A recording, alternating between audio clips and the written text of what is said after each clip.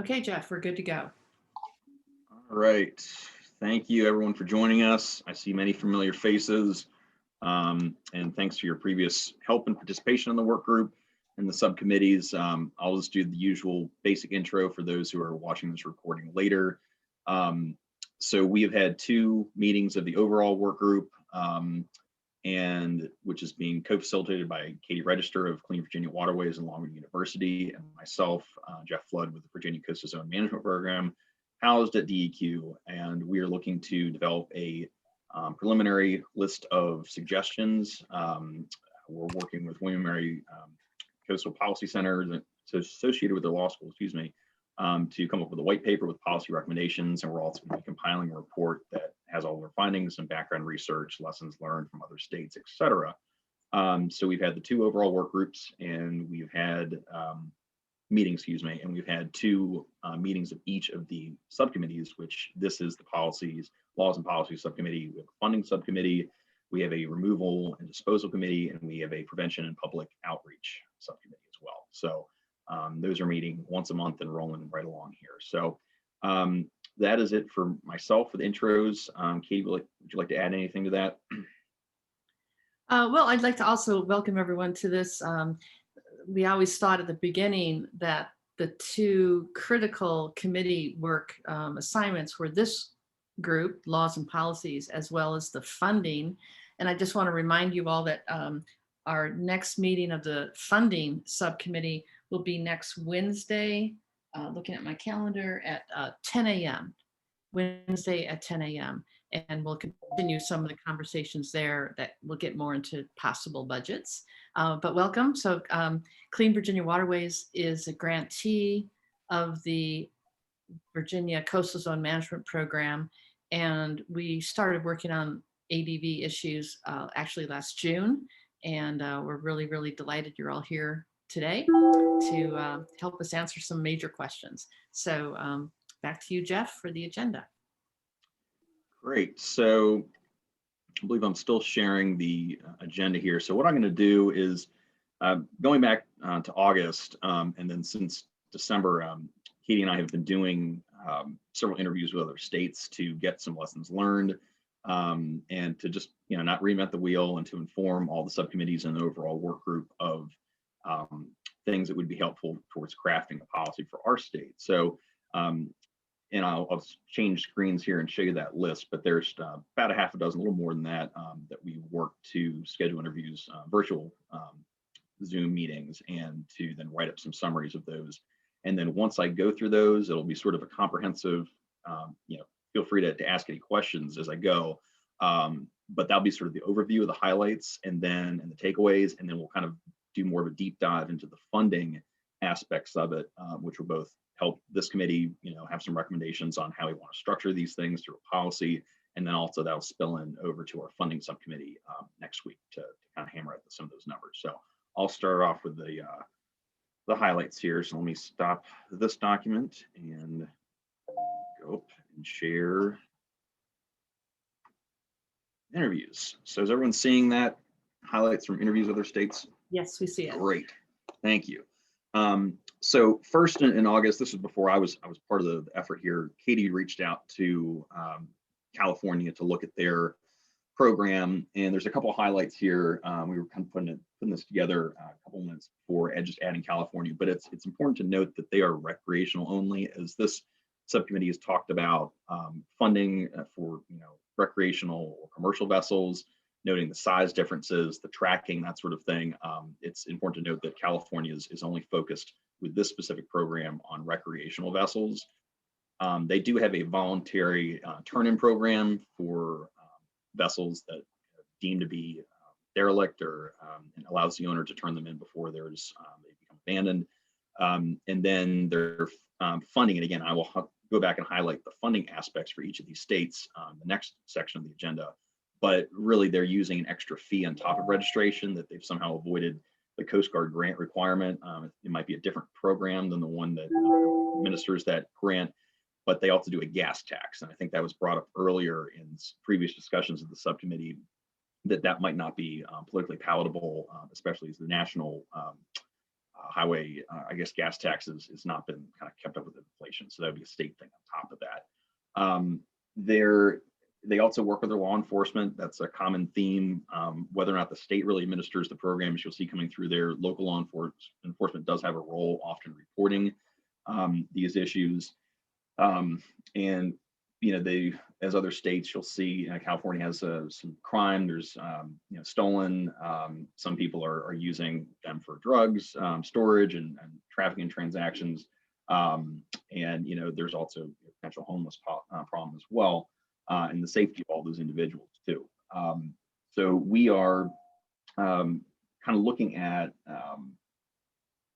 through that lens, and I've previewed the questions with the subcommittee at the previous meeting before we launched into these interviews.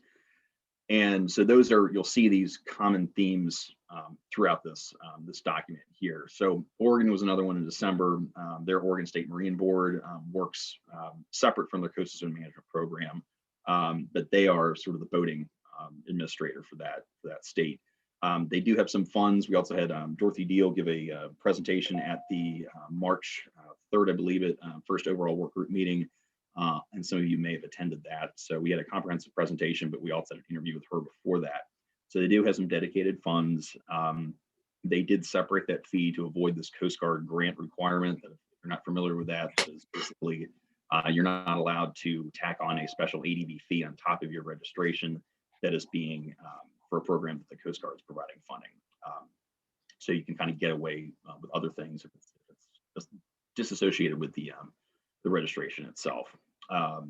And they basically, I won't read all these bullets for bullet, but they also work with clean marinas to remove vessels. But the key thing to keep in mind throughout all of these states comparison is, again, funding, but also who is removing, who is putting a line on the vessel, where does the liability lie with that. So in Oregon, the state does it, and they have a pre-certified list of contractors with insurance that they will go and say, hey, we've identified it. This is a priority. We're hiring you. You remove it. We pay you.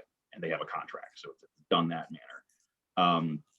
And then we get into South Carolina.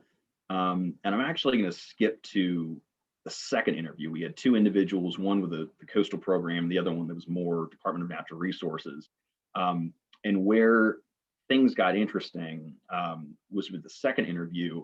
The gentleman was more of a law enforcement type. And what they tend to do is they give the power to the localities, the counties, the cities, the towns, to identify vessels that they thought are navigational hazards, all the other discussions that we've talked about before. And they are empowered, their public works department goes out and they say, all right, we'd like to work with the owner, and the state's sort of running an inventory in the background and working with law enforcement officers at the local level in public works, so that they will go out and say, all right, this is a problem. We need to remove the vessel, but we need to have a title to do that. So what they'll do is they'll go to the last known owner and track that person down. And if they can possibly find the actual owner, they'll do that as well. But they'll go to the last known owner and they'll say, can you please sign this over to us and give us the title so that we have the liability as the state, in which we're covered by our legal counsel and some bonds, or they'll sign it over to the locality, and then they'll go and hire a tower to remove it and dispose of it, or they'll use their own staff. So the state can do it, the locality can do it, but by taking ownership of the vessel, similar to how North Carolina did, they just assume the liability, and that's that. So again, that's an important model to think about localities and the ownership. They don't have a fund where they're paying back the localities. That's all kind of on the locality to do that. Correct me if I'm wrong, Katie, but that is my understanding of how they've done it. And you'll see some other hybrids with other states in which there are applications for reimbursement or grants for the locality to do it. So you can think about it as the state level, the local level, who's funding it? Do you have to front the cost? Do you recoup it later, that sort of thing, versus a general fund in which the state's going out and they have a contractor and just hit all these vessels as quick as they can. So that was kind of part two with South Carolina. A couple of things to note, you'll see a theme as well, is that geographically, they do not seem to have a problem with inland ADVs. There was actually a power company on Lake Marion that gave everyone a notice to get the boat the heck out of the water in 2 weeks, and then they would go and scour it with the rest of their crews that they funded themselves. So just some of the power company ideas we've been talking about with grant partnerships in Lake Anna and Smith Mountain Lake. That's just a different, we do have some issues obviously with Neil Sturman here, Smith Mountain Lake having a big ADV issue. Other states just haven't. And as we'll see with Rhode Island, they don't really have many lakes or ponds to begin with. So it is kind of interesting to see that geographical difference. So really, this is, as you can kind of see here, and we're happy to send this document out. It's not really official, but it's a nice, handy to-do list, checklist of items that we kind of got from our notes from the call and those questions that I shared with you all earlier. So there is a process. I don't think any of the states have something where they can just seize a vessel. They can tow it out of the way if it's a navigational hazard or public safety. You're kind of shielded from liability in theory from that. You're just doing your job. You're protecting the public safety and health. But there is always a process, I think, with every one of these states that there has to be some due diligence done to track the ownership, and there's varying degrees of difficulty with that. But South Carolina seemed to have an interesting system. There was a little bit of jerry rigging, just I know this tower and we're hunting buddies, and that's how we are able to work and tow the vessel to his waterfront property and just get it out of the water before it starts leaking fuel, and then he'll dispose of it later. Not as official. I think that might be a little red flag for some of our boating agency folks here in Virginia. Wanting to have more of an official, handing over the craft. So that is something that to consider, and we can do more in-depth report on this at a later time. Just to close out South Carolina, it is interesting funding standpoint. With our first interview, that person was basically my equivalent, well, my boss's equivalent in for South Carolina's coastal zone program. So they have what they call NOAA calls a Section 309 strategy. It's a 5-year strategy where they are getting funding match free to create enforceable policies, which you can get some data, you can do a pilot project, you can do an inventory, and then ultimately after 5 years, you got to come up with an enforceable policy. So Virginia does have a marine debris reduction plan that we're going to update, and that's part of our marine debris 309 strategy here as well. So interesting to see that as an alternative funding source versus a fee. So we've done Oregon, California, South Carolina Part 1 and Part 2. Florida was again different, but similar in the sense that you're empowering the localities to remove these vessels. They kind of thought of themselves as sort of a law and order state compared to other states. That they just had more emphasis on criminal penalties for vessel abandonment and ensuring that the title, that you couldn't just sell it to your neighbor and then that'd be that.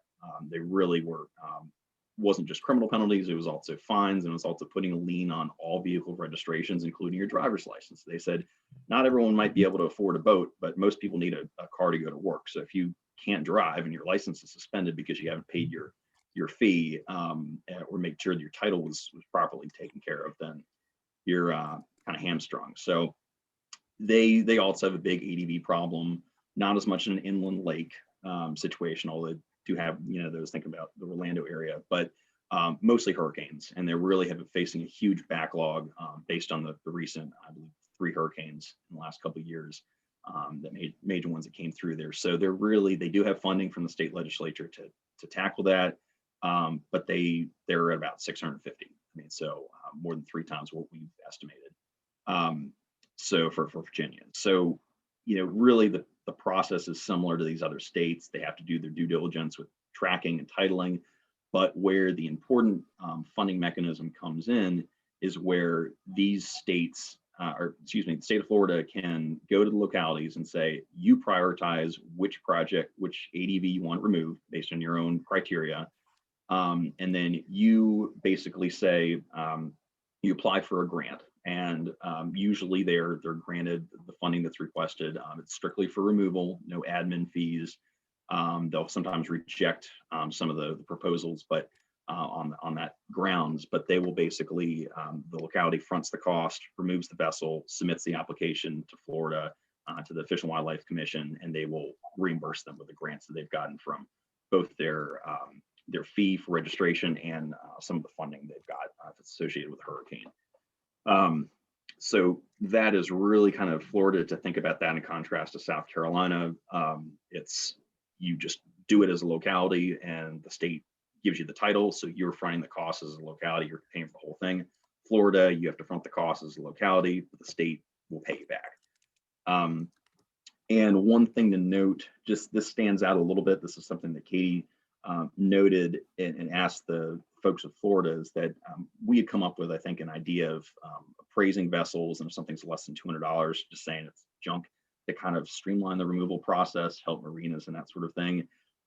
This only by Florida was thought to be a red flag, because they've gotten into some liability with takings of private property, and they've had some folks. There was actually civil liberties statute that they had been sued over for removing a vessel. I forget the group that had filed the suit, but so they're a little bit walking on eggshells on that. So that might be something to consider for our folks.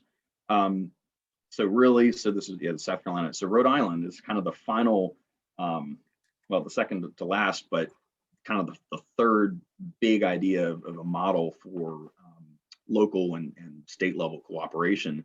And they have a commission that basically is made up of NGOs, state agency staff, harbor masters, and businesses. And it's a voting commission. And basically they will, the state does not have jurisdiction on private property. So what they need to do is if they have something on public lands, and I believe a marina that is on private property, there's a little bit of gray area. They have these two acts basically. Apologize for backing up here.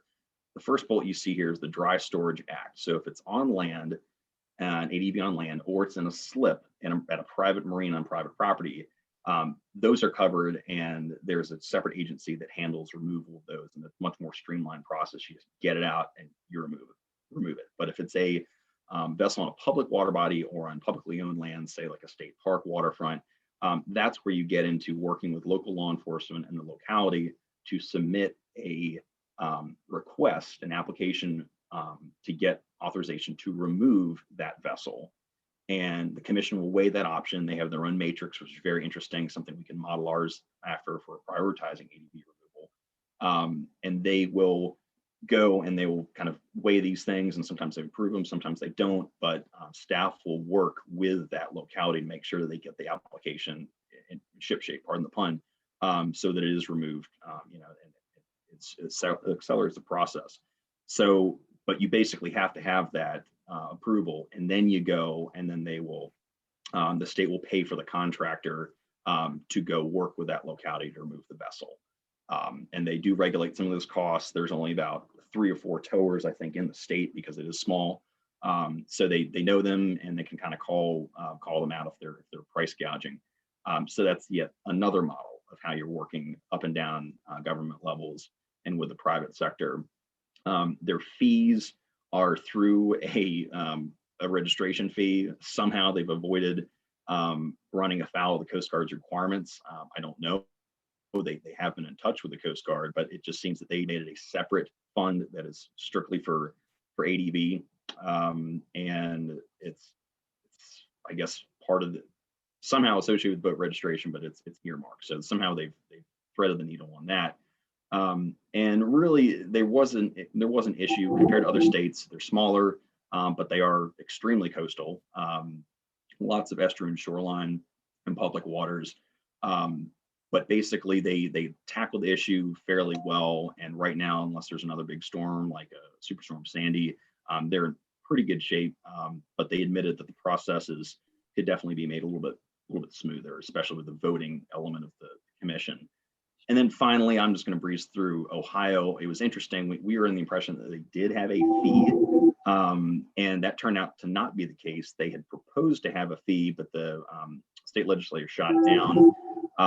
So what they do is they get money from the state legislature, and they basically have some fees associated, just with regular registration with their boats.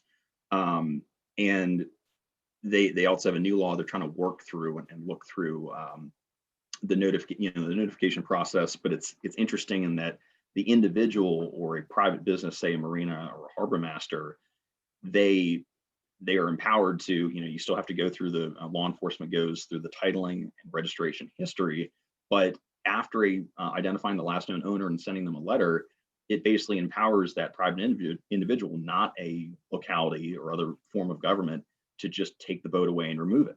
And they assume all the liability. If you're a tower, they probably do have insurance.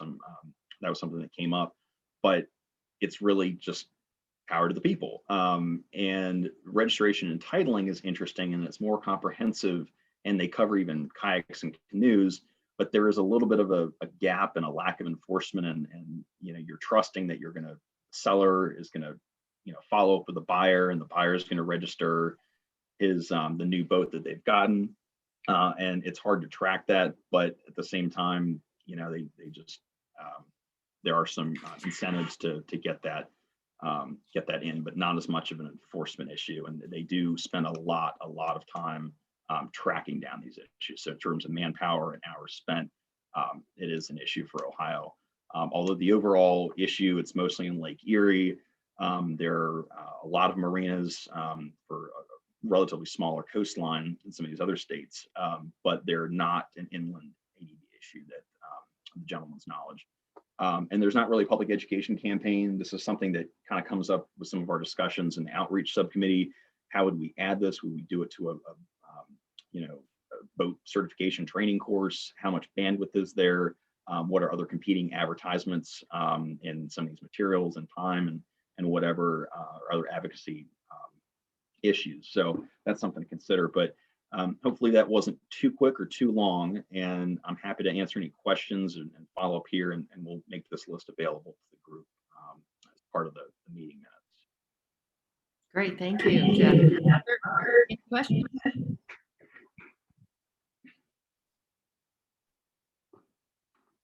Any questions for Jeff or what he covered? It sounds like there's good parts to a few of them. South Carolina. I like how easy was it to transfer the title in South Carolina? Did they say after they notified the owner?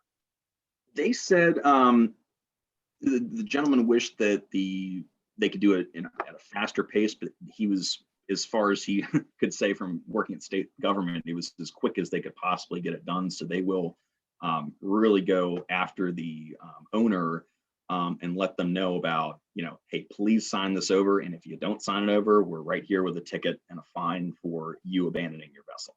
So it's very much a carrot approach, but the stick is right in the other hand. So they can say, just please sign it over. Here's the form. They even gave us an example form, and it's literally one page. And they say, I, John Doe, sign it over to the state, or I sign it over to the Charleston City Department of Public Works, and I get it. So it's and they get that in their title, and it's done, and then you just go right to removal. The key is they do have to post this placard on the vessel, and they have to get the ID and that tracking process, as with all of the states and in our state. That's where the time is going to be taken up. But the actual paperwork is not onerous at all. So as soon as they go through that process with the decal and they get the owner to sign over, I mean, they own it right then and there, or they have to go re-register it or something, retitle it, or? Nope. Katie, unless I missed something, that's the state or the locality owns it, and they can go proceed right to removing it with a contractor or their own squad of folks at Public Works. And then they're Right, covered. Yeah. that's my understanding too. Now, when you turn over your boat, though, you have to prove you have the Yes. title too. So, I can't sign over a boat that I don't own.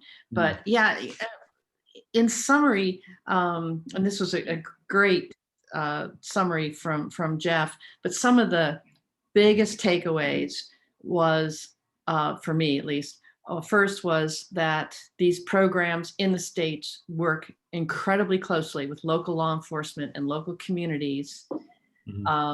Most of them have reimbursement grants, reimbursement procedures in place.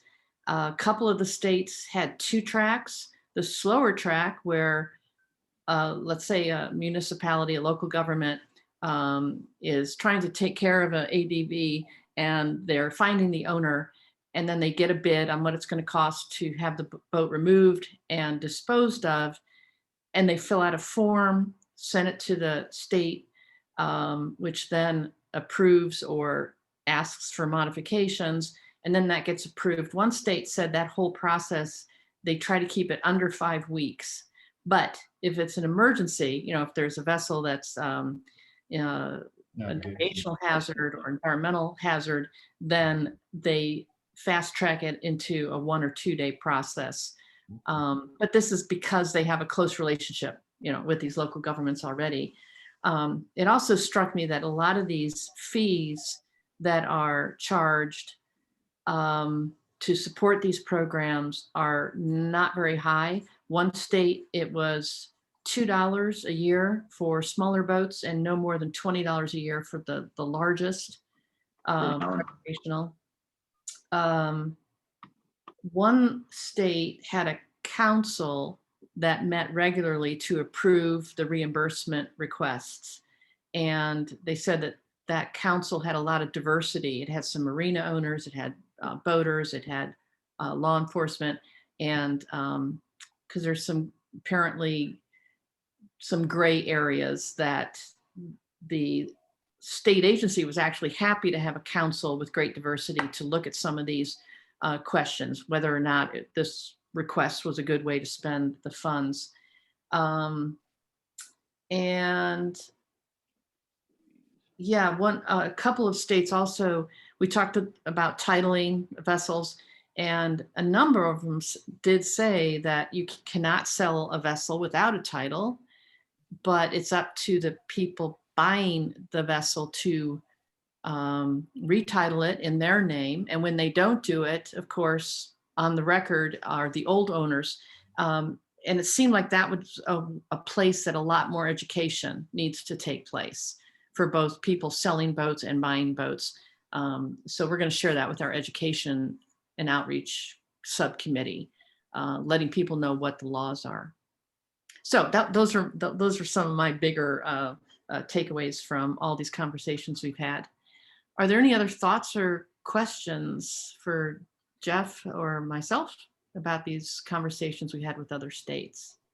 Well, I just see some of them are attached to voter registration. And I think Tom Guest had a problem with attaching it to Virginia voter registration because that would tie up some Coast Guard grants or funds. Right. We know about that, and some other states did say that it's a separate fund, that it's collected at the same time as registration, and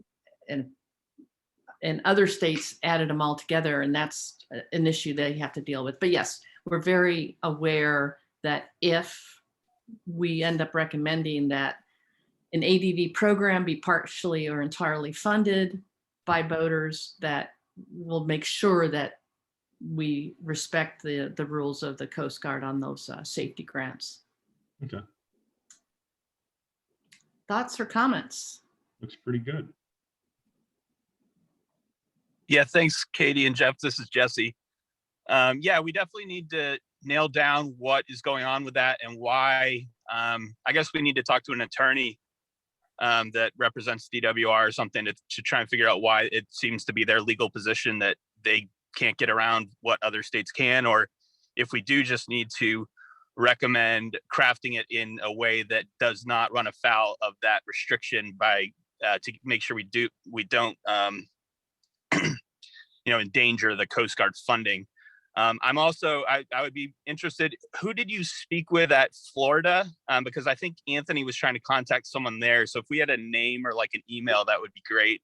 Jesse, sorry to interrupt you, but they actually got back to me a couple hours ago. So oh, great. they are fully engaged now. I have several contacts there now since today. Sorry, probably should have told you that before the meeting, but No, that's great. It just to share the names just makes it matched up. We had Phil Horning, Captain Gary Klein, Tom Arrington, and Jennifer McGee.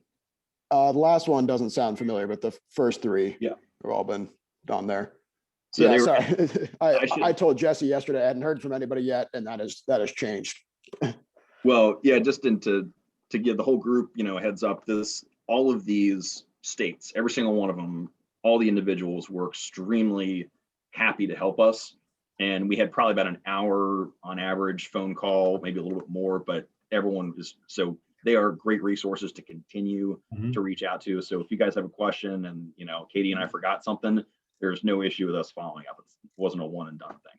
So that's just a positive to share. Katie, And Anthony, I'll begin with you about sharing some of these outcomes so we can coordinate on that. I had a quick question about what we were just talking about, the Coast Guard fees. You said some states have the fee, but it's collected at a different time, or it's collected kind of separately. And then, so they're kind of, I was kind of, could you explain that one more time? I think I was kind of getting that mixed up in my head.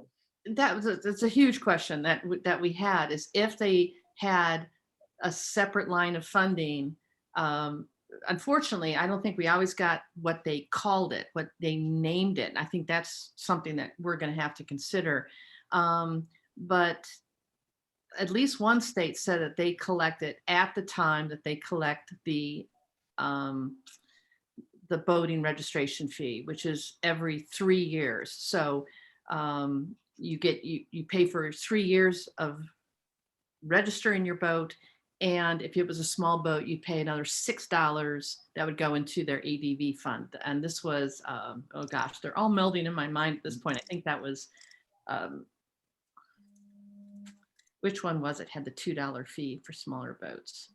Anyway, we'll have to look at our notes, but. Florida, maybe? Pardon? Was it Florida? I know. Well, here, Rhode Island, was it per Rhode foot, Island. Katie, or was it just the flat fee? It was the Rhode Island, yeah. So right here. yes, how we call this, I mean, unfortunately, I don't have a boat, so I don't know the registration process. But it sounds like when you pay one, you also pay the other. Can that be done on the same form, or will the Coast Guard require that be 2 different forms? I don't know the answer to that.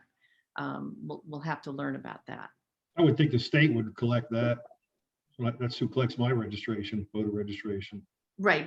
The question though is, can 2 fees be received at the very same time using the very same piece of paper, the same form?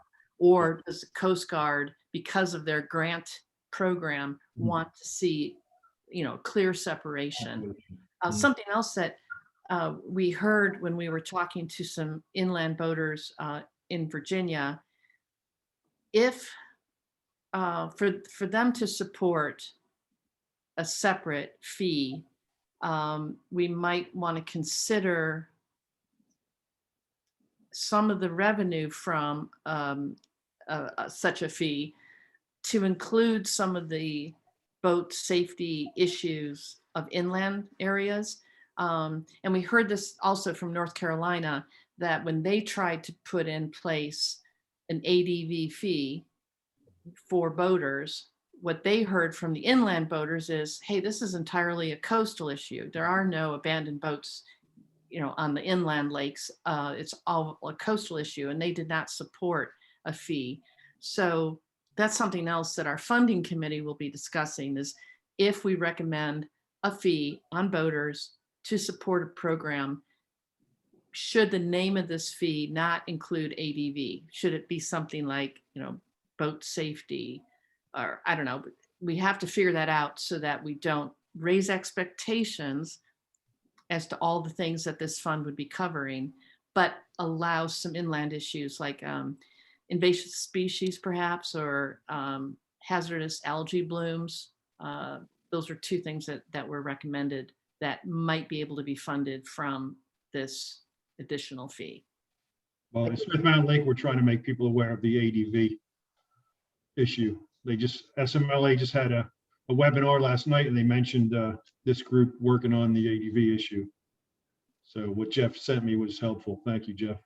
I can't imagine that there are no abandoned or derelict vessels ever on any inland lakes. I can tell you that they are in Lake Anna. Gary's working with them in 2 or 3 lakes. I mean, my recommendation would be to reverse that thought and say, yes, this is boats. It doesn't matter where they are. We've got to take care of them. We've got to clean them up.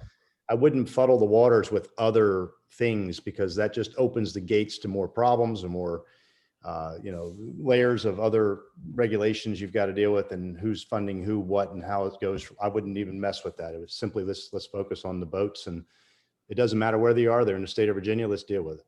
And registration to me is the best way to do it. It just makes sense that boaters share the burden of the boating problem. That makes sense. Okay, great input. Thank you.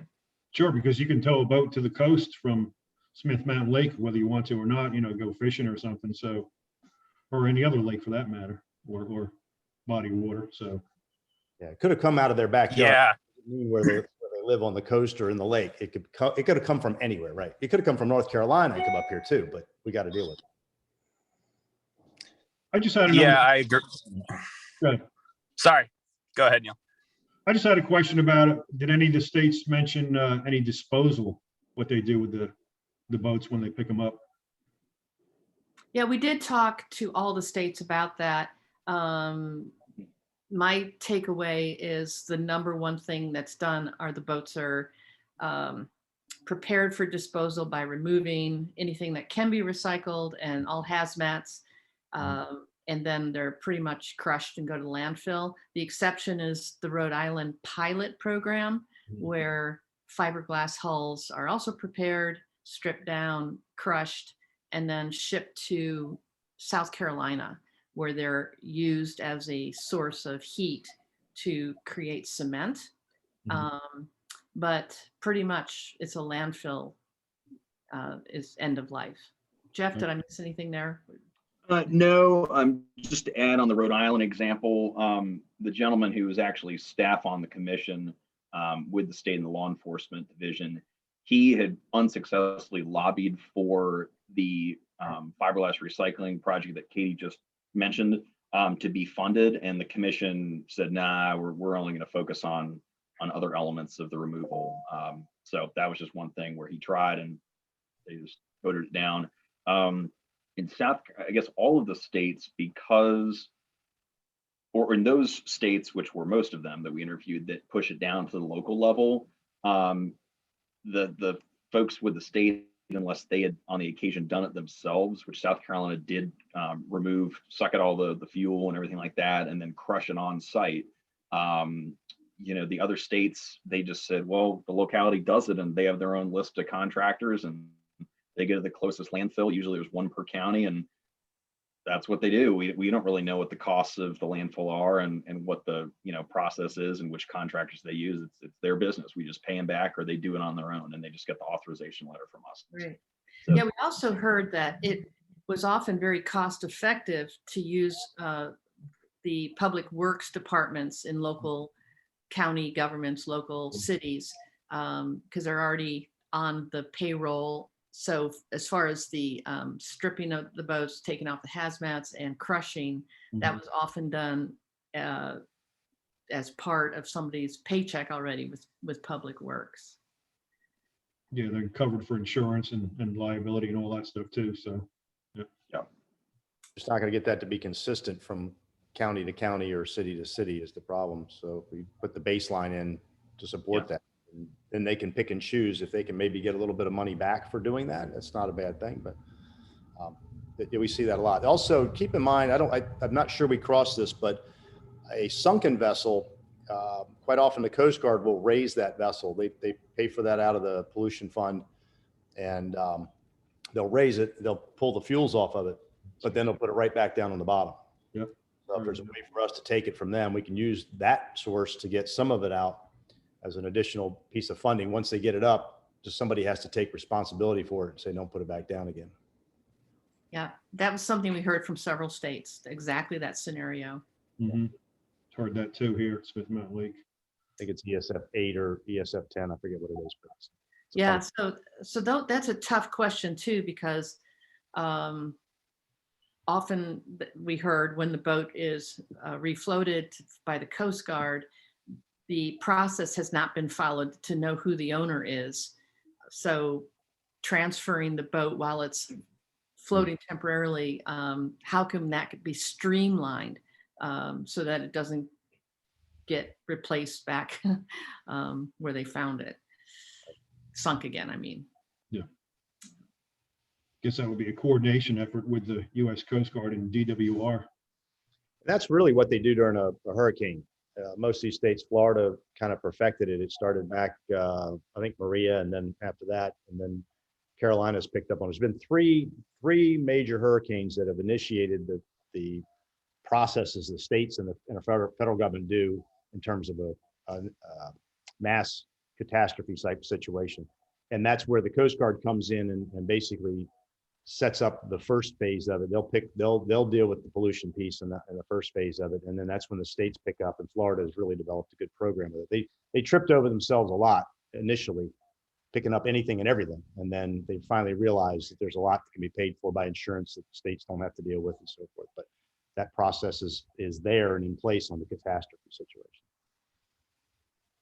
So just to be clear, so in that situation, the boats are floated, oil taken off by the Coast Guard, and then the state takes some responsibility for the boat. Kind of a combined effort. Okay.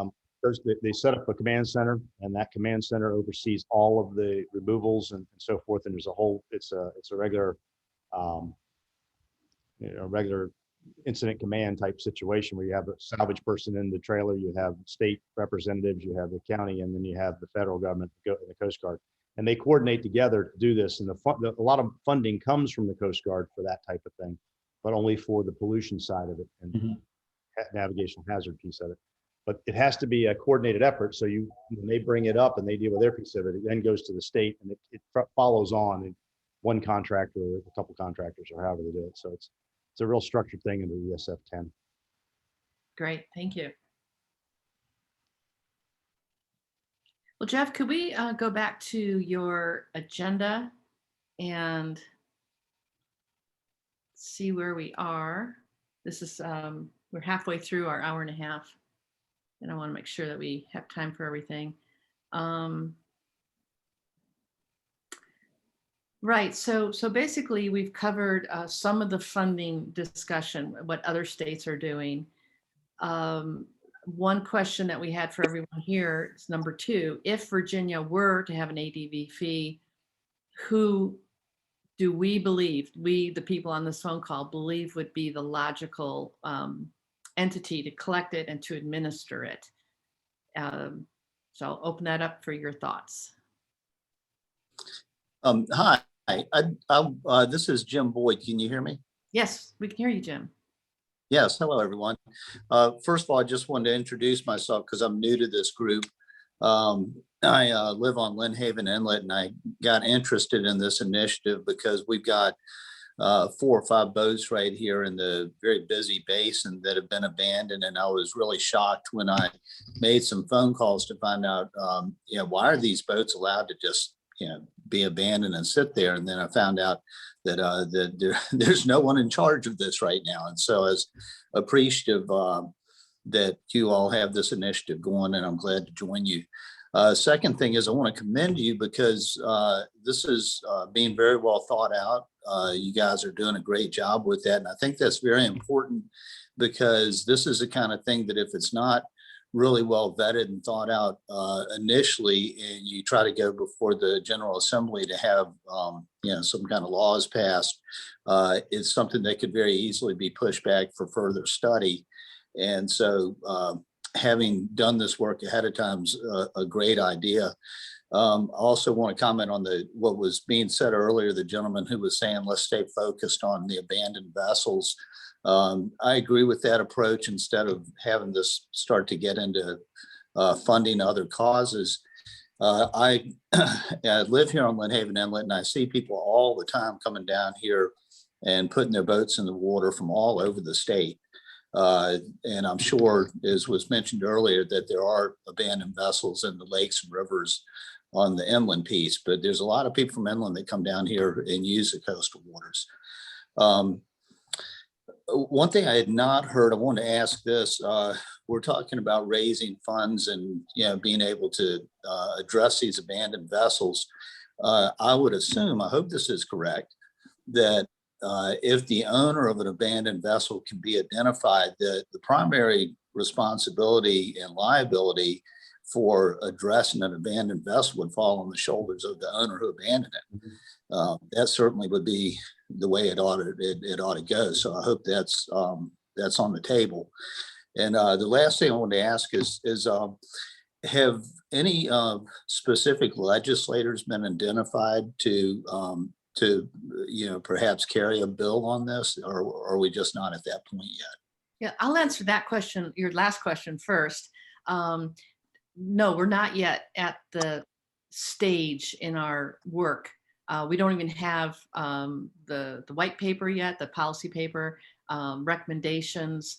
But yeah, we want to make sure, as you pointed out, that this is done thoughtfully, completely, with lots of stakeholder engagement, so that when the recommendations are done, then the next step will be finding legislators to champion the cause.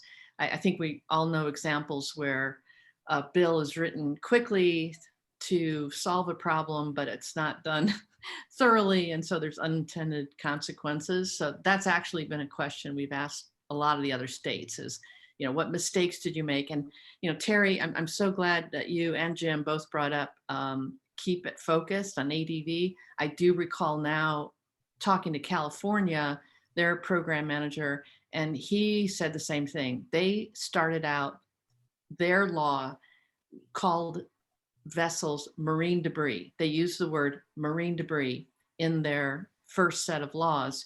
And people said, well, here's an old dock, and here's a shipping container that's washed up. That's marine debris. And here's a car that someone drove off a pier. That's marine debris. And so they realized that they needed to be very specific, that they wanted to deal with vessels. So I'm glad that you both brought up that point. And then your other question, Jim, yes, owners are supposed to take care of the expenses, and every state we talk to do pursue reimbursement from the owner of the vessels when they can find them. The big problem is when people say, oh, I sold that vessel 2 years ago, I can't remember their name. But yes, the intent is owners pay, not the state for every ADV. That last piece is interesting. What you just said, that someone would try to dodge around that by saying they had sold the vessel, because I suppose, and I need to think about that a little bit, how you would require that a seller of a vessel ensure that title has been transferred by the buyer of the vessel. I'm not sure how you skin that cat. We ought to think about that a little bit, though, because that's too easy of a dodge for someone who actually abandoned it to say, oh, I sold it. It is. Well, where's your bill of sale? Well, law enforcement fellow we spoke to in South Carolina said he recommends whenever you sell a vessel, take a photo of the title that you signed over, take a photo of the bill of sale, take a photo of the check or whatever you got from the person, so that 2 years later you do have the person's name and you do have some proof. But without proof, it goes back to the last registered owner, at least in most states. That's the way it is in most states. In Virginia, the same way. It's just that there's a law that says you have to notify the state. There's a law, but there's a regulation that you have to notify the state. It's on there. And they used to have a small card that you could send. In fact, I think it's even something on the back of the title. I have to look again, but the process is there. It's just a matter of making the seller make that happen. So maybe in part of this is an educational piece, where when you send a registration out to the boat person, whoever buys the boat, whatever registration, you send a big red slip in there that explains that you will be in violation if you don't notify of sale, and you will be subject to $5,000 fine and life in prison and and go on and on. That's really what it comes down to. The bottom line is they go back to that last registered owner. And I've dealt with cases like this where they said, I sold it, I gave it away. Maryland made a person who was Navy, she was here, she lives in New England, made her pay to remove the vessel because she gave it away or sold it, doesn't know who had it, and it's been 5 years. But she was the last registered owner of that vessel and the numbers were still on it. So she ended up holding the bag. Well, I think, right, it would be an education piece and something where you just, you would explain that, you know, I'm not sure about a fine or something, that, you know, you could consider that if they don't report it, but something that's very clear in the paperwork with the registration that says if the vessel should be abandoned at some point and you have not notified that you sold it and who you sold it to, then you could have the liability for the abandoned vessel having to be removed. You know, something, just tell them flat out why that is. Well, You know? maybe when you sign the title over, the seller signs the title over, he has to, when he signs it, he also has to check a box saying that he will report it. I think in Virginia, I think you have 2 weeks to report a vessel that you've sold to DWR.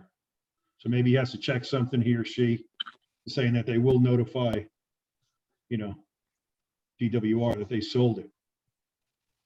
Well, and I think the education piece is important because, you know, some people may see, okay, I'm supposed to do that, but they don't understand that there can be some liabilities that could come back on them if they don't. And so, you know, it's important that they actually follow through with that. It won't take long to make a culture out of that. You know, you start finding a few people and you assess them some you know, fairly high bills of $5,000-$10,000 for still technically owning the vessel. The word will get out pretty quick, and people will, marinas and the boat dealers and everybody will tell you. It'll become culture, not just something that they have to think about. Great point. Thank you.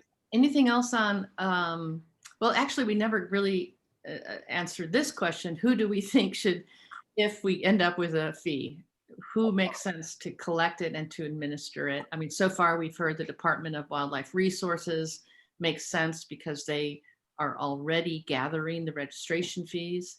Is there any other agency that makes more sense? VMR. So DWR, right? That's what I thought was registration piece of it, plus the all of that part on the backside. But VMRC has the teeth. They have the law that says a vessel, for instance, a vessel cannot be sunk and sitting on the river bottom. It says something along those lines. It's very, very specific, and it has teeth. It has $10,000 fine, I think it is, per day. I've actually used them through some of those processes. They haven't been extremely aggressive with most of them, but they could be once we get some way for them to do something else with it. But that may be the vehicle, because they're the ones that are going to have to go out technically and identify that, or any county jurisdiction, whatever. But VMRC were to administer it, that might, it's another option. Another option. Okay. I'd just like to ask you about what you just said very quickly. You know, they're both sitting out here in Lynnhaven Inlet that several are sunk at this guy has a dock that he's got slips he rents out. There's several large boats sunk sitting there on the bottom, several abandoned in the marsh. And VMRC is in and out of this inlet fairly regularly. Are you saying that they have the authority to do something about that at this time? Absolutely. I've used them. I had a marina next door, or a piece of property next door to me had a barge sunk on it and a bunch of boats. And that's the specific language that the captain at VMRC, basically, they ignored it forever. They don't want to deal with it. They don't really know how to deal with it. They don't know, you know, they can take the guy to court. They have to identify the vessel. So it's a little bit more of a hassle for them than it is easy in a process. But no, it's very clear in the state laws that you cannot have a vessel sunken on the river bottom. But they also have no funding. So let's shift, only because we've got a little over half an hour left and we still have to get to an update on the white paper. Could you stop sharing your screen, Jeff, please? And I'll go ahead and share mine. And what I want to show you is a very, very, very rough budget that Jeff and I put together for the purpose of discussion. Because it seems like over the last 6 months, all of the subcommittees that we've had have talked about the need for funding and the how it's logical that boaters would be contributing to any funding.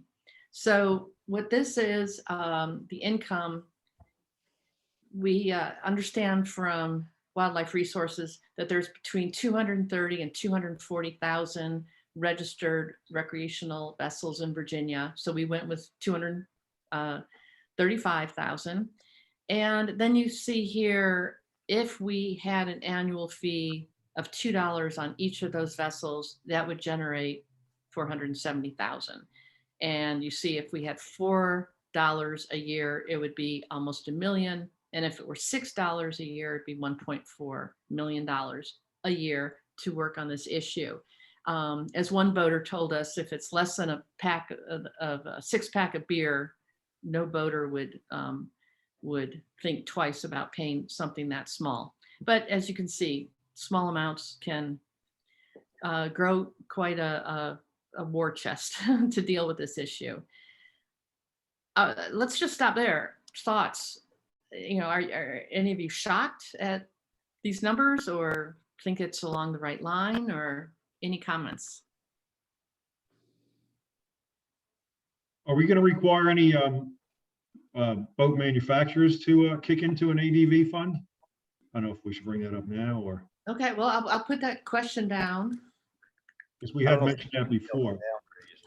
That's kind of broad for the guy making boats, and who brings the boat in. How do you make that happen from the manufacturer? You'd have to do it through the dealer in order to get it that way, and you're going to get a lot of pushback. I think you're better off to put it on the back of every registration.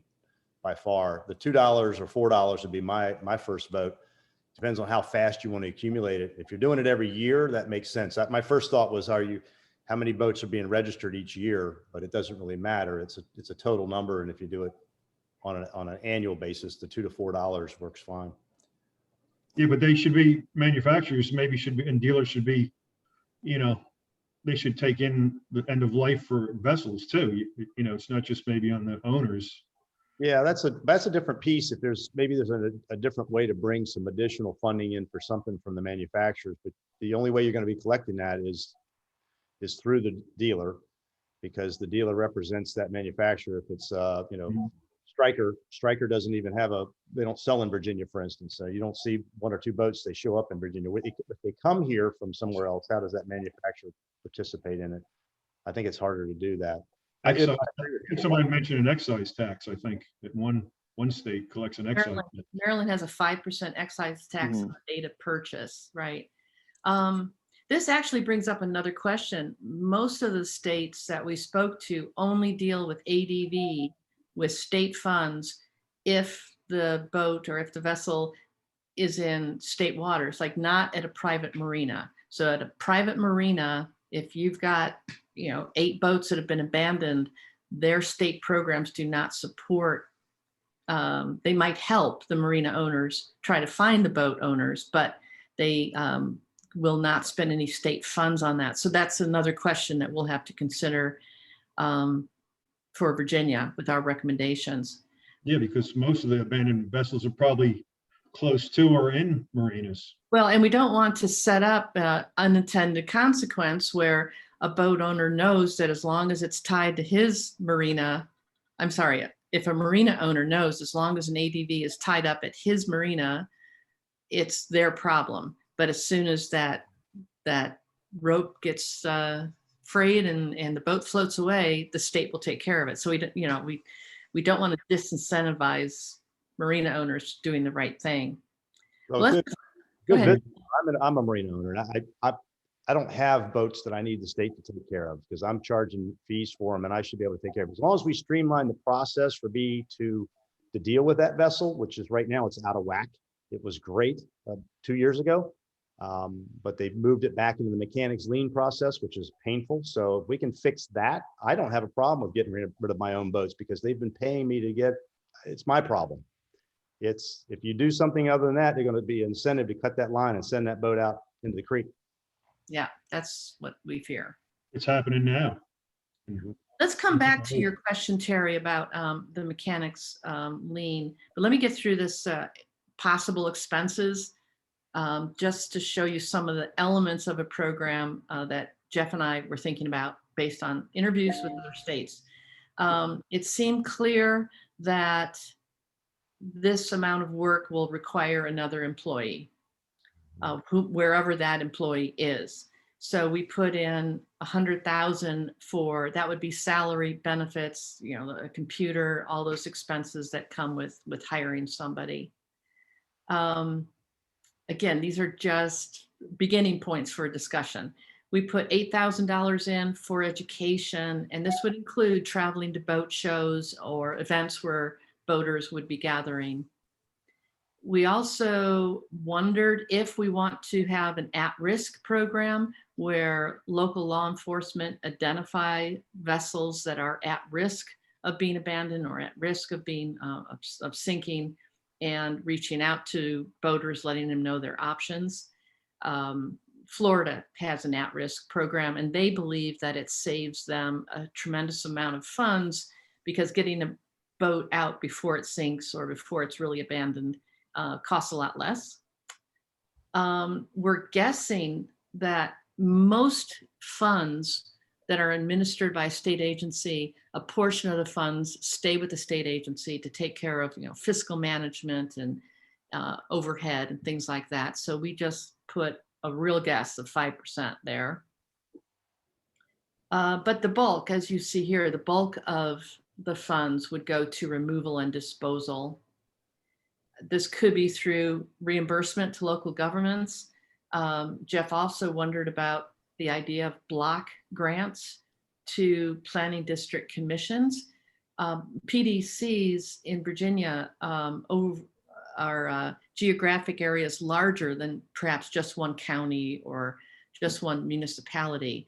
So there might be economies of scale to work with PDCs to have them remove 7 or 8 boats that are, in their geographic area.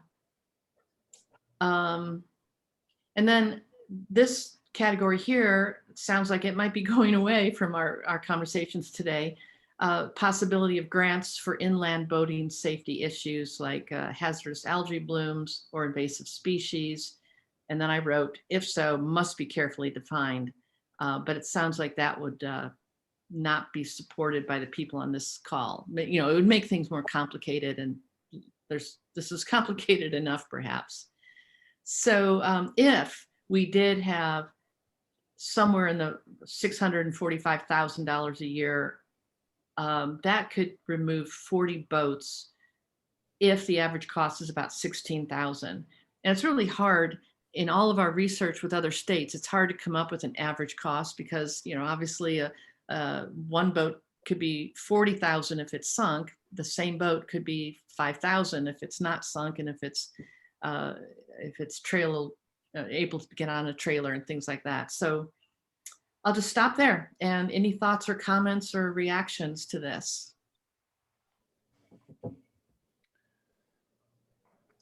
Well, I have about the fees, the amount of them, when you say such and such per year, and I'm trying to remember how often I renew my registration on my boats, or how often that's required, because I do it for as long as they allow. I think it's 3 years or something like that. But that fee looks a little bigger when you say, okay, it's X per year, but you're renewing every 3 years. So to someone that's renewing, it looks a little bigger if it's every 3 years, of course. But I do agree that any of those fees, the $2 or $4, I kind of like the $4 myself, but I think they're very reasonable. So and it looks like you got it allocated in a way that could fund this. I think it's great. Okay, thank you. Other comments, thoughts? Your fees for the disposal seem to be pretty good. You've got I just did some quick numbers on a 20-footer versus say a 50-footer. And again, you'd be a little excessive if you're talking about something that's sunk and you've got to raise it and do other components to it. But generally, I mean, if you put a $300 a foot fee on something for raising and disposal, you're probably not too far off. $300 to $500 a foot should cover it from cradle to grave. If it's, Okay, great input. I guess, because I'm $150 a foot for disposal of boats, and I charge anywhere, usually $200 to $300 a foot to raise them or do something like that and tow them in. Give you an idea. Okay, so $300 per foot is not a bad estimate. No, it's pretty good. Okay. Quick round number to play with. Okay, good. Thank you. Other comments, thoughts? The grants piece, you were talking about the grants for, that's where we were talking about taking that away of what it was for. The only thought that it came back into my mind, and this is because there is a need for a waterway fund in this state. And I've been looking to try to put something else together that would be put on the back of every boat registered as well, which is, could be for dredging, could be for invasive species, could be for whatever. As this fund grows, theoretically, it could grow to a point where there's excess. I would urge that we don't want the excess to go back into the general fund of the state of Virginia. We want it to continue supporting boating in some way, some shape or form. And I would encourage us to try to figure out how we end up with an excess versus a deficit and have to chase that. I guess, and even one of the states said they had a big problem for a while, and then finally they got over the hump because they were able to actually accomplish a lot and curb the flow. So with that, I wouldn't hesitate to say it may be worthwhile looking at the ability for this fund to be used for waterway improvements, whatever that is, and things of that nature, like you said, invasive species or something like that nature, whatever it is for lakes. I can tell you there's a lot of need for dredging and things of that nature. So just an option. Yeah. That's a great observation, because this is a problem that has not been addressed. And I think that if it gets addressed and the education gets out there and that sort of thing, that you really could see to where the problem is nowhere near as acute as it is at the beginning. And so, yeah, I think that's a great suggestion. And say, once, I'm just shooting from the cuff here, but once the program has been funded to a certain percent, 200% or whatever it is, then the funds could be allocated for X. Yeah, I think that's great input.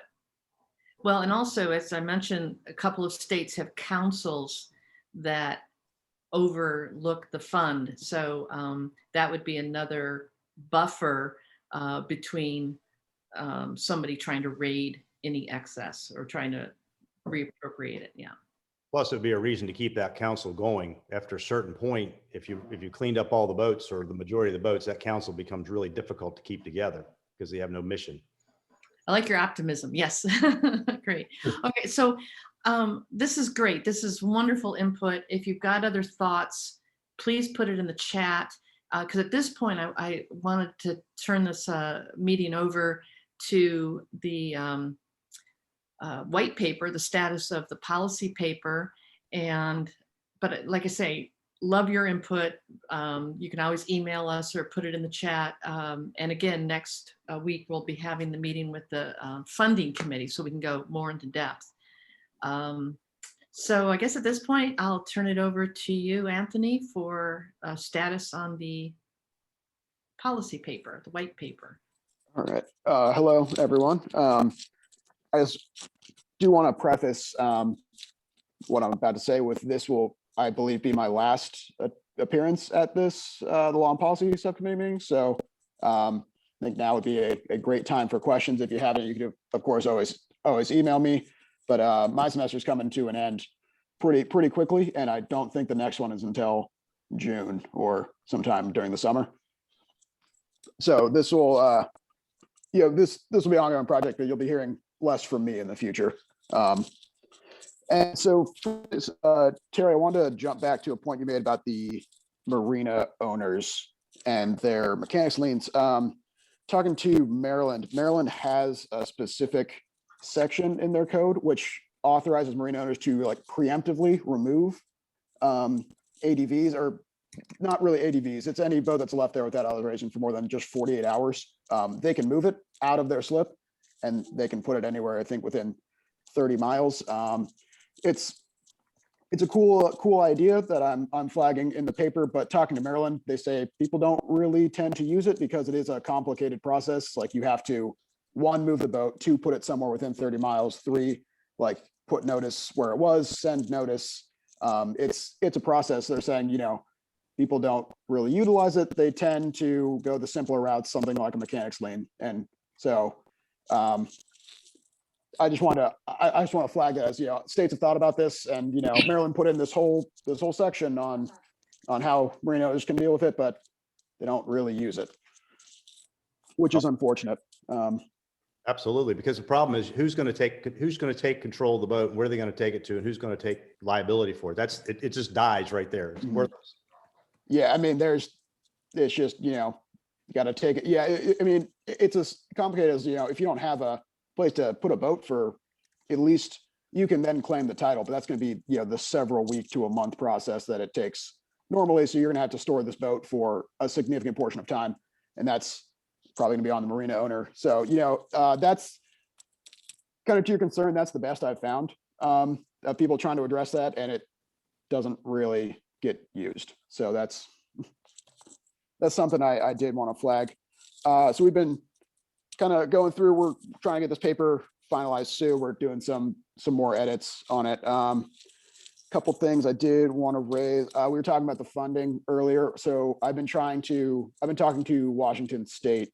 They have another, they call it a derelict vessel removal fee, and it's collected at the same time as registrations. That's why I was a little confused. They say they collect it at the same time as registrations. I don't know if it's on top, or I've been trying to track somebody down who can actually talk to me about that. Their ADV program manager is very nice, but that's not his department that does that. That's in their boating and recreation department. And so, that's something I'm still working on, but it's I thought it was worth flagging. They also do it slightly differently. They do $1 per foot instead of a flat fee. So the bigger the boat, the larger the fee. And that's something we can talk about later. I just wanted to flag as we were just on that funding stuff. And so we're working through. Sorry, what state was that? I missed that. Washington State, who Okay. I can put you and Katie in touch with their program manager. He seems very willing to talk ADVs. I asked him for some specific questions. He sent me an extremely long response, which I'm still unpacking because it was very long, a lot of information. They have I think they'd be worth talking to, because they're trying a little bit of everything, really. So they got that fee. They're doing grant programs. They're even trying to get a fiberglass recycling program going, because they have a vessel turn-in program and they like it, but they're saying, it's like, we're just sending these boats to the landfill afterward. Maybe there's something else we could do. It's something they're looking into. They don't actually have anything. That's probably no more than we've already heard, but I'd be happy to put them in touch with you two, because Awesome. I think he would be that they have some cool stuff going over there. Mm-hmm. Cool, and so kind of back to, we're kind of trying to finalize some recommendations, and I think a lot of where I'm kind of standing on this is Virginia needs to add a good amount of things to the program instead of just kind of tweaking them. It seems we seem to be missing some things that would be helpful.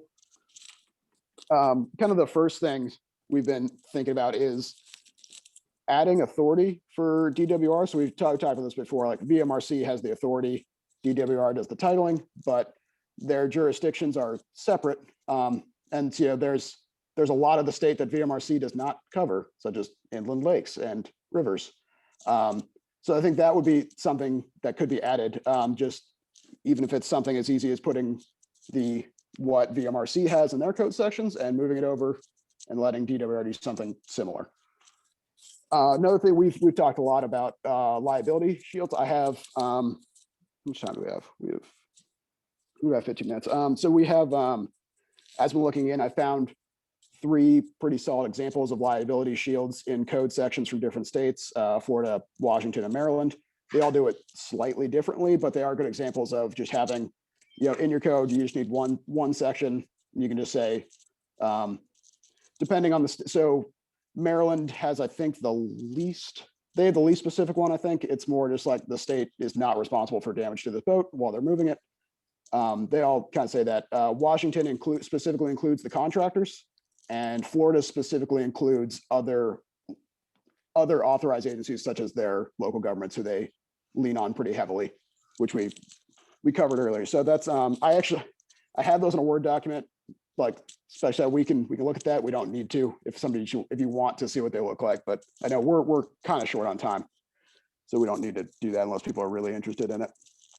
Another thing that I think should be added is, some specifics on how disposal works, specifically, like, who's taking title, what are you doing with the boat afterward? Maryland has another interesting approach. I need to kind of prod them for more information on this because they didn't really answer that specific question. Is they are authorized, once they remove a boat, to try to sell it if they can't find the owner. But then we're in the problem of, like, a lot of these boats aren't really valuable. So I wasn't able to discern how many of these boats are actually able to sell. Another cool idea, but may not be super practical. Another thing, just more flagging stuff. I didn't really put it. I don't think I'm gonna include it as a recommendation, but I did flag it as an interesting note. Maryland has,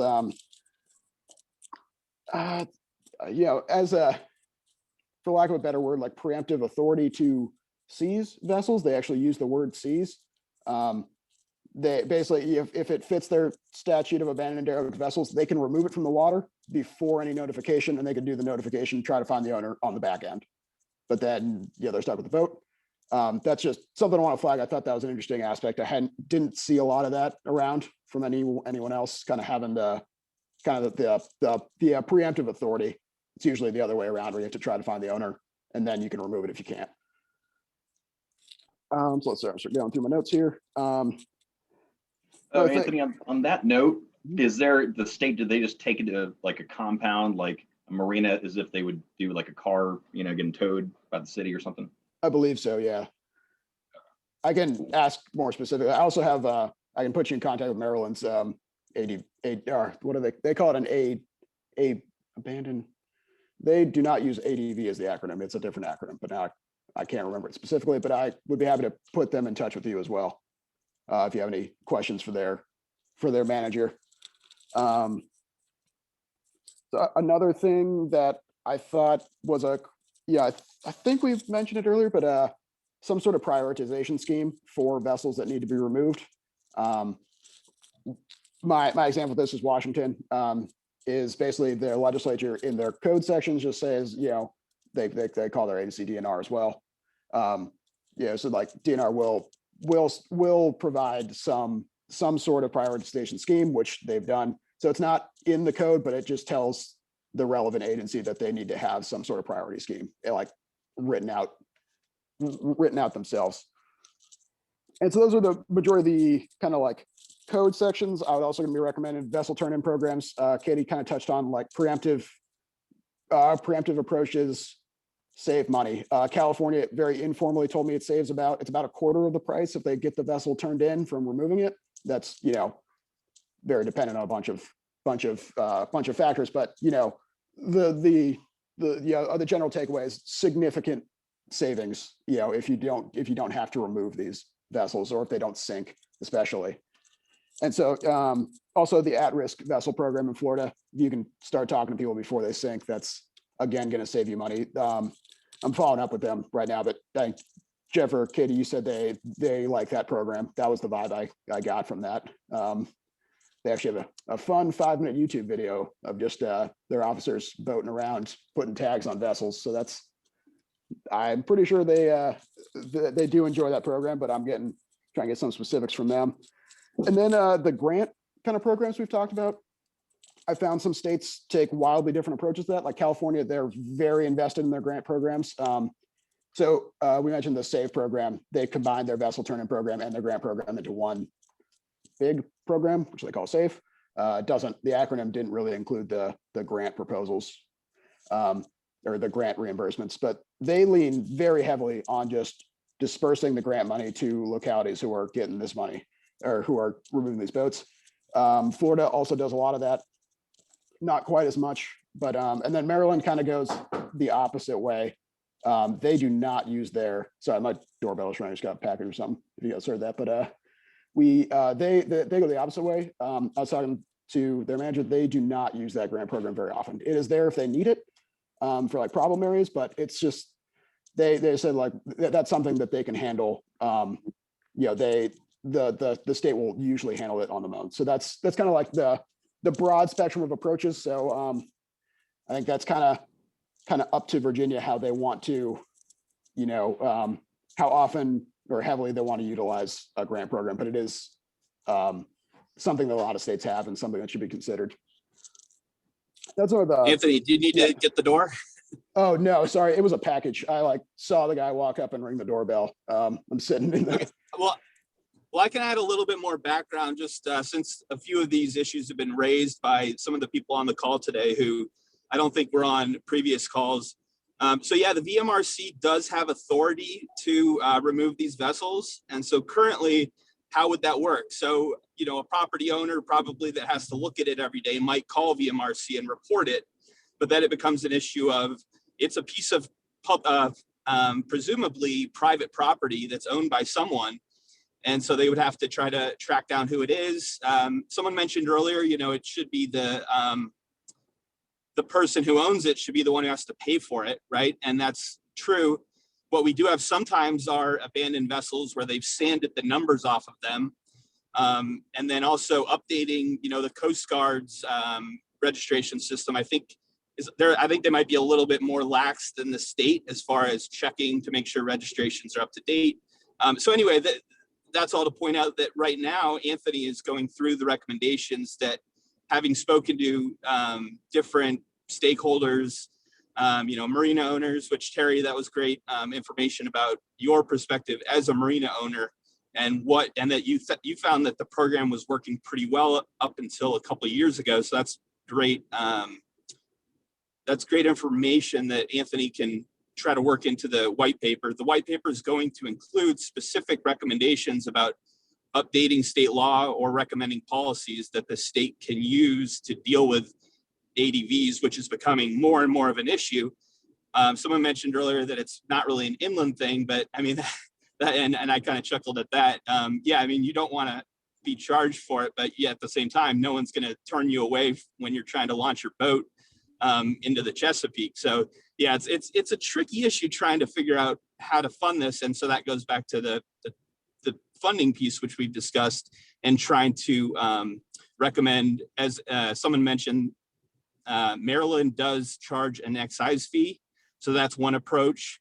But then you could just go, you know, to Delaware to buy your boat if you want to avoid that. So there is the issue of, you know, dealing with the actual boat dealers as well. So anyway, yeah, Anthony, correct me if any of that was incorrect, but I just wanted to give you a chance to catch your breath and maybe get your door if you had to get that package. Oh, yeah, thanks. So one thing I would want to follow up on, Maryland does do the excise fee, but I think context we were talking about that is trying to put it on like dealerships, which it really wouldn't. It would just be the consumer paying for it when they buy the boat instead of like when they register it, as opposed to like an ADV fee. So that wouldn't, it'd still be the consumer, the boaters. That's the word I'm looking for. Boaters. They would still be paying for it. And just some of the other funding options that we've seen around. Jeff and Katie, you guys mentioned a couple of these states already, but fuel and like gas taxes are a popular one. Like Florida and California get, I think, pretty significant portions of money from that. But that's something, you know, that has to go through the legislature, and that is a tax. And you know that you know, easier said than done. To always, you know, just like, oh, well, add a tax, you know, that's good luck. You know, if you have support, great. If you don't, you know, you're not getting in the door. I think that's everything I generally want to cover, at least from the kind of the policy and law perspective on what we're thinking about for recommendations. And if anybody's had any thoughts or questions, let me know. Did you, Anthony, did you say anything about NOAA grants? I did not know. Into? It's kind of staying away from those. Something we maybe could bring up, but I was looking more into like something that Virginia could do on their own, which is another reason why I didn't mention like a fee on manufacturers, just because that would be, I believe that would be out of Virginia's hands. That would have to be some sort of broad scale, probably from the federal government to, you know, because I don't know much about boat manufacturing, but I'm guessing not a lot of boats are manufactured in Virginia, or not a lot of boats used in Virginia are manufactured here. There might be some, but that would just be like a next kind of a higher level of trying to get that money. Yep. And Neil, Katie and I are going to be kind of responsible for that part of the final report that talks about the grant funding with NOAA. That would, to Anthony's point, this is supposed to be, you know, kind of grassroots, sustainable, long-term, whatever the funding we settle on, and that NOAA is just be kind of icing on the cake to do a pilot or to do something, you know, post hurricane or whatever. Yeah. Okay. So, but great. Thanks, Anthony. That's awesome. Great summary. And we're going to be meeting with you and Elizabeth and Jesse, I guess, next Friday, the 30th. So just, Yep. that's where we're at to the group. Sorry, I know we're coming up on time here. Oh, sorry. I'm gonna one more time drop my email in the chat. If anybody wants to email me some questions, please do. Just wanted to say thank you, Anthony, for your contributions. Good luck. Oh, thanks. Thanks, everybody. Yeah, and the other thing I would add just before we go is that we have talked about at a couple of the meetings trying to charge a fee to the manufacturer. That would be more easily done at the federal level. There could be some sort of funding, kind of like, or some sort of a fee, kind of like when you, at least in California, they charge fees for, you know, certain, I think it's like batteries and things like that. So for at the end of life, obviously, but I think there's like a turn-in fee, so you can turn in your like phone, for example. Anyway, there is a way for states to do it. It's harder at the state level to do that than it is at the national level. So it's a better prescription for national level. And if there is a way to do it at the state level, yeah, we'll definitely try to put that in the paper if we do find a good example. And do we have a date on when the paper will be shared with us? I didn't know if it's during your exam week or before or after. That is a good question, and I will talk to Elizabeth about that. We're hoping to be mostly finished by next Friday when we talk to you, not other than some kind of minor proofreading and stuff like that. Yeah, Katie, Anthony's first draft and then second draft have both been turned in. So we've given him feedback on both of those, and he's incorporating our comments. And then we also are meeting with Anthony, Elizabeth, and I tomorrow, where we hope to give him more feedback and then maybe discuss some things that were brought up at this meeting. So then within the next week, hopefully he'll be able to incorporate those before we meet with you. So yeah, the plan is to hopefully be able to show you something at the meeting. I'm a little bit weary of putting pressure on Anthony right now. I'm sure he's in the midst of studying for law school finals, which are what your entire grade in law school is based on, are your finals. Like, you don't have, you know, anything else besides that. So it's a little bit of a crunch time for Anthony. But yeah, we hope to at least be able to show you what we've made the progress with so far. And then we will be editing it and making it into a more, you know, formal product that we'll be able to share with you and then hopefully post on our website at some point. Great, thank you, thank you. And before we all say goodbye, I wanted to make sure that we all said another thank you to Mitchell Sherry, who's been our intern this semester from Longwood University. And he's done fabulous work keeping us writing up the minutes of these meetings, and we'll miss him very much. But Mitchell, I guess you're going to be joining the Air Force, right? The day after graduation or something like that? Yes, ma'am. It'll be anywhere between June and July, somewhere in that area. Okay, you get a little break. Well, thank you so much for your contributions to this this Thank work. you, Mitchell. Of course. Thank you, everybody. I appreciate it. Okay, well, I think we covered the ground. Obviously, a lot more than that we could say and do, but join us next week for the funding subcommittee if you would like to continue to contribute to that discussion. Any last thoughts from anybody? Let's go around the horn. Anybody have anything they want to share or comments?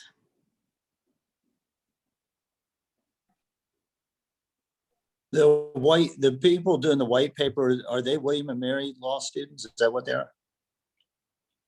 Well, and as well as members of the Virginia Coastal Policy Center, which is at the Law School of William and Mary. Okay, I'm a William and Mary law grad. Good job, you guys, and good luck with your exams. You'll do fine. Thank you. Okay, Jess or Neil? Only real quick. Or... if y'all can see the screen that I'm sharing, this is just a 2-second update. This was from Rhode Island. This is what the commission uses to score the applications. They have a weighted matrix. I just wanted people to see it so you would believe me when I said that's what I'm going to be converting our inventory to have stuff like that. So that's all. Will this be on the inventory form? This will be after we have the inventory. So none of these some of these criteria would overlap in the sense of location, or is it hard to define? We can take another look at it and see if we want to tweak the survey, but this is really after we've got everything populated, and then we start going down the list. That makes sense. Yeah, I have another one to add. I got to find the location of it in Smith Mountain Lake. It was a boat fire and it went down, so now we have to get that one out too. No. So I'll try to get more information on that. How did yesterday's meeting go, Neil? You mentioned that earlier. Were you at that, or? I wasn't at it. I watched it this morning, and like I said, they didn't mention the ADV issue. And that we're working on it and trying to make some progress, but we're not there yet, you know, so, but I appreciate you sending me that information. It was great. Yep, thanks. All right. Anything else, anybody? I am going to make a note at our next meeting to go in a little bit deeper on the question that Terry brought up as far as how the process used to be and how the process is now. Unfortunately, Tom Guest, who's with Department of Wildlife Resources, emailed me right before this meeting and said that he could not attend because he's doing 2 jobs, his plus somebody else's right now. But I think that will be a good use of time to discuss the changes and how they might be changing again, given our recommendations. But we have to see the white paper first. Okay, anything else, anybody? If not, thank you so much for your time, and see some of you next week. All right, I'm Thank you. gonna stop recording. Thanks Have a again. great